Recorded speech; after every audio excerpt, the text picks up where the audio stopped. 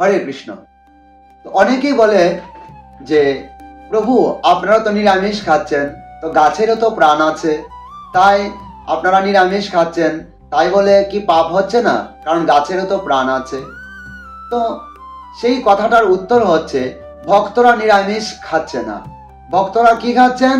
ভক্তরা যা কিছু তৈরি করছেন, কি তৈরি করছেন?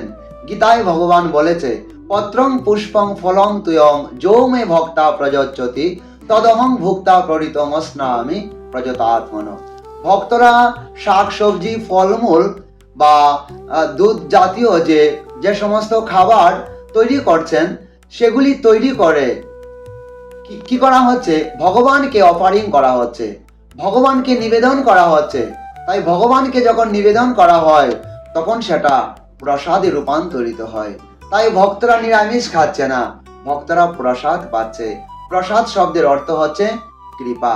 ভগবান হচ্ছেন পূর্ণ। ওম পূর্ণমদ পূর্ণমিদং পূর্ণাৎ পূর্ণমুদচ্যতে। তো ভগবান পূর্ণ এবং ভগবান তিনি যে কোনো ভাবে তিনি গ্রহণ করতে পারেন। তাই ভগবানকে যখন আমরা নিবেদন করি, সেটা কোনো খাবার থাকে না, সেটা প্রসাদে তৈরি হয়। তাই আপনারা ভাববেন না যে আমরা নিরামিষ খাচ্ছি, ভক্তরা নিরামিষ খাচ্ছে না, ভক্তরা প্রসাদ পাচ্ছে। তাই সকলের উচিত প্রসাদ গ্রহণ করা। প্রসাদ সেবন করিতে হয় সকল প্রপঞ্চ জয়। আমরা যদি প্রসাদ গ্রহণ না করি তাহলে আমরা পাপ গ্রহণ করব।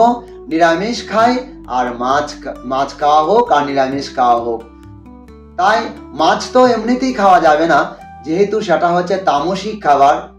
তাই সাত্ত্বিক যে খাবার নিরামিষ, সেটা প্রসাদ তখনই হবে যখন আমরা ভগবানকে নিবেদন করব। তাই সকলেই নিরামিষ রান্না করার পর সেটা ভগবানকে নিবেদন করুন এবং প্রসাদ রূপে প্রসাদ করে সেটা গ্রহণ করুন। তবেই আপনারা ভগবত কৃপা লাভ করে মানব জীবনকে সার্থক করতে পারবেন। হরি বল।